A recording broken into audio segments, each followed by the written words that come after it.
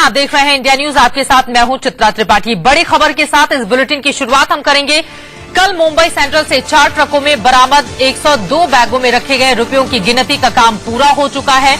आयकर के डीजी स्वतंत्र कुमार ने बताया है कि इन बैगों में कुल 10 करोड़ रुपए ही मिले हैं।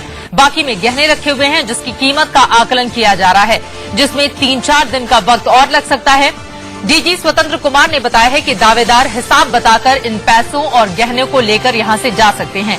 आयकर विभाग ने एनआईए पर यह सवाल उठाया है कि इन्हें ये जानकारी आखिर कहां से मिली कि ट्रकों में 2500 करोड़ रुपए ले जाए जा रहे हैं। तो यहां पर एनआईए की भूमिका पर और उसने जिस तरह से कार्रवाई की है उस पर ये सवाल खड़े हो गए हैं। आपको बता दें कि पहले दावा ये किया गया था कि दरअसल मुंबई के रेलवे स्टेशन के बाहर से 4 ट्रकों में जो बैग बरामद किए गए हैं उनकी संख्या 140 है और उसमें 200 करोड़ के आसपास रकम बताई जा रही है। हालांकि अब जब नोटों की गिनती का काम पूरा हो चुका है, कहा यह जा रहा है कि 102 बैग में सिर्फ 10 करोड़ रुपए ही रखे गए थे। इनकम टैक्स कमिश्नर स्वतंत्र कुमार ने इस पूरे मामले में क्या कुछ कहा है वो सुनाते हैं आपको। सर, अभी तक की पोजीशन यह है कि 10 करोड़ रुपया कैश मिला है। कैश की काउंटिंग कंप्लीट हो गई है और फर्दर कोई कैश नहीं है।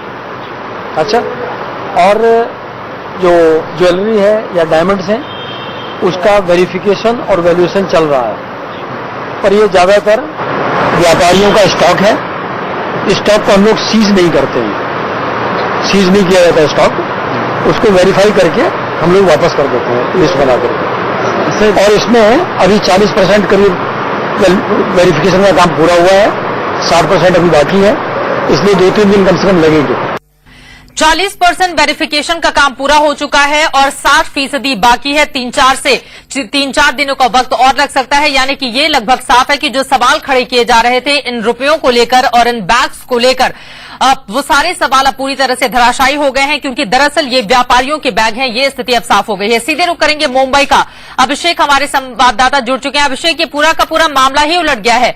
बहरहाल ये बताइए, अब व्यापारियों का ये बैग है, ये स्थिति साफ होने के बाद एनआईए के अधिकारी क्या कह रहे हैं?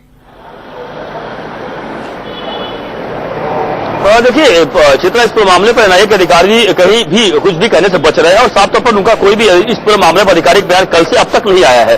जरूर इस पूरे मामले पर एनआईए की तरफ से कह सकते हैं कि इनकम टैक्स जो डीजी थे उन्होंने साफ कहा था कि एनआईए की पूरी लीड मिली थी, एनआईए की लीड पर हमने यह काम किया है। और एनआईए चूंकि इस पूरे मामले पर एक बड़ा रेड नहीं डाल सकती थी, इसलिए एनआईए ने डीजी आईटी का यानी इनकम टैक्स डिपार्टमेंट का समर्थन लिया और उसके बाद उन्होंने उनका आधार लेकर उनके तमाम अधिकारियों को लेकर मुंबई सेंट्रल में बकायदा रेड डाली, जिसमें 150 से अधिक को जो बैग को पकड़ा।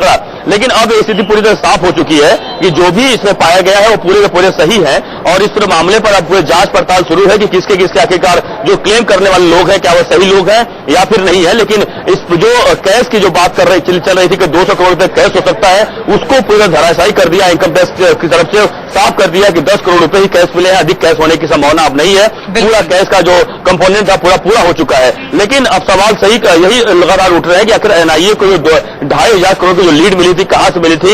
यह सवाल खुद इनकम टैक्स के जो डीजी है स्वतंत्र कुमार, उन्होंने भी कहा कि आप आके उनसे पूछिए कि उनके पास जानकारी कहां से आई थी, क्योंकि यह जो रेड थी आपको बता दो, यह रेड इनकम टैक्स की तरफ से नहीं थी, यह रेड बाकायदा करवाई गई थी एनआईए की तरफ से। एनआईए को लीड मिली थी, एनआईए ने ही इनकम टैक्स को अप्रोच करने के बाद यह किया था। जाहिर सी बात है एनआईए के ऊपर सवाल उठने शुरू हो चुके हैं और इसी तरह से मुंबई पुलिस के लगातार सवाल कल से उठ रहे थे कि मुंबई पुलिस ने आखिरकार उनको स्कॉट क्यों दिया। तो जाहिर सी बात है कि इनका यह मामला अब जो जिस तरह से उठा था इनका वो दबाता हुआ मामला तो ठंडे बस्ते में जाता हुआ नजर आ रहा है। लेकिन सवाल बड़ा ये उठ रहा है कि गलत जानकारी एनआईए को किसकी ओर से दी गई है और एनआईए के अधिकारी इस पूरे मामले में कहते क्या हैं, क्योंकि जो खबरें सामने आई थी वो पूरी तरह से गलत निकली हैं। फिलहाल के लिए बहुत शुक्रिया। आगे भी जानकारी अभिषेक आपसे हम लेते रहेंगे।